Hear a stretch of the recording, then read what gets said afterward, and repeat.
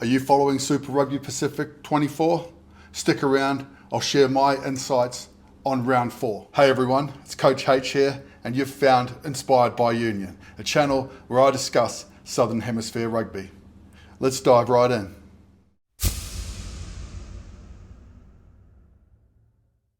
Well, here we are, Rugby Universe, a massive weekend for round 4. I'm going to look closely at my match of the round, the Reds versus the Rebels, and then I'll touch on who stood out in the other sides, the Reds versus the Rebels.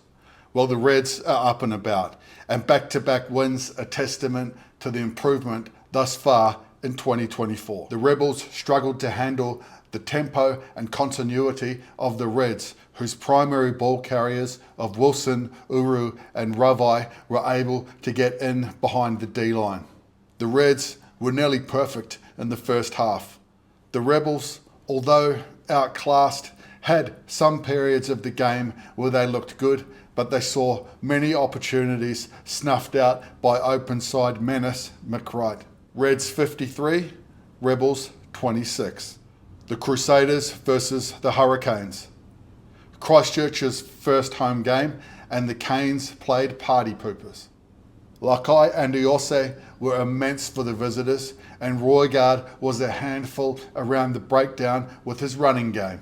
The undermanned Crusaders were well served by Cullen Grace, who chipped in with a try.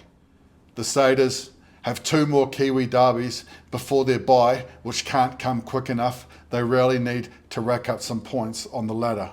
The Canes won this tight affair, and their pack is really developing on both sides of the ball. Hurricanes by 14-10. Moana Pacifica versus the Western Force. Moana celebrated in the West by overcoming an untidy and ill-disciplined home side by providing a barrage of ball carriers whilst in possession. Veterans Kepu and Leoleuwhano rallied the troops, and Tamoi Falau was a threat on the edge. Donaldson tried his heart out for the Force, but the yellow card to Tizano snuffed out any momentum they tried to build. Moana take the honours by 22-14. The Brumbies versus the Highlanders.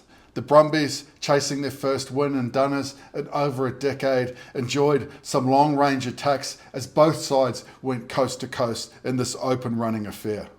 The Landers were guilty of losing their shape and really missed Welshman Patchell, who's been a calming influence over the first 3 rounds of the comp.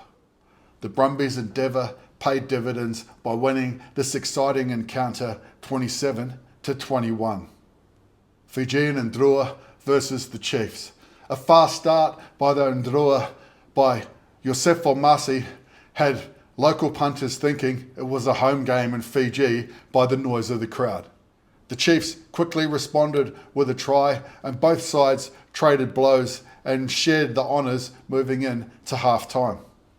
After the break, it was the home side that showed real intent, and the carrying and destruction through the D-line by Boshier and Finau put go-forward ball, and Mackenzie capitalised. Tupaia looked sharp on his return, and he will be needed as Anton Leonard-Brown left the field under a concussion. Chiefs 46, Ndrua 29.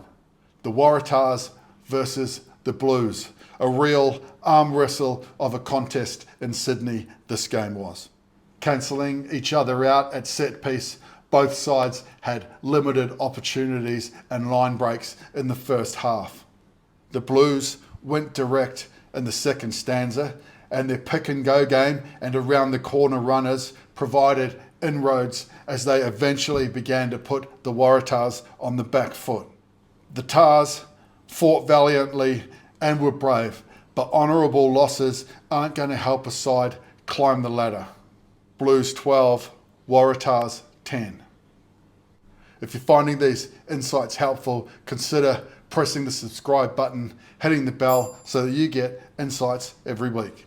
Some close results this weekend show how evenly matched some sides are.